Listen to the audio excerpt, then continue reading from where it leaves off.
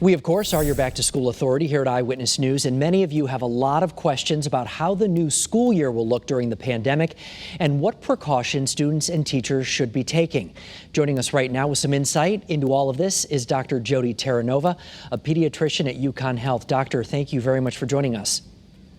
Thank you so much. Well, we've gotten a lot of great questions from folks at home, so I want to start with this right here. This is one we get a lot. When could children under 12 finally be eligible to get that vaccine? That is a question we've been hearing a lot too. It's interesting. Some people think the vaccine came out too quickly, and then the parents that have children under 12 think it's not coming quite fast enough.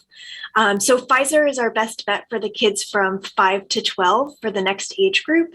And they started in the spring with their first trials and moved on to phase 2 and 3 in June. So June and July was when kids received their first and second dose, and they'll need at least 2 months of data to present to FDA. So we're looking at probably the end of September that they'll be wrapping that up and presenting that data to the FDA. And so they will then have to really review that. And so probably October, November at the earliest that we'll really see that approved for the kids under 12. A little more time, and I know this is all still being worked out, but will it be a smaller dose, maybe not as much as the adults got?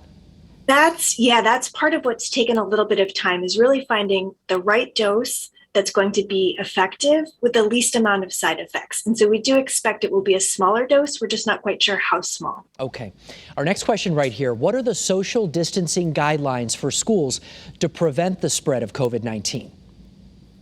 So during the pandemic, we are really learning things, and people have been so patient as guidelines have changed as we've gotten more data and really made adjustments. And so over the last school year, we found that kids can be safe at 3 feet apart if they're wearing a mask. And so really that's the key. All the kids need to have a mask on in the classroom, and the closest they can be is 3 feet apart.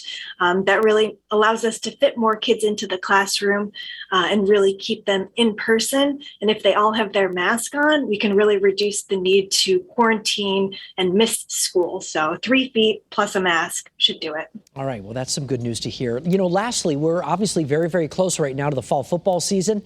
Is it safe for my child to play team sports this fall? This parent's asking. Yes, we can make it safe for kids to play. So certainly those outdoor sports and activities are going to be a lot safer than the indoor ones. Indoor, the kids will need to wear their masks while they're participating in sports. Outdoors, they can go without their mask while they're playing, but then just remember when they're close together, perhaps, sitting on the benches, in a team huddle, team meetings, things like that where they're close together, if they can put a mask on, it's a little bit safer, even when they're outside, if they're close together to do that. Okay. Dr. Jody Terranova from UConn, thank you so much for joining us this afternoon. We appreciate it. My pleasure. Thank you.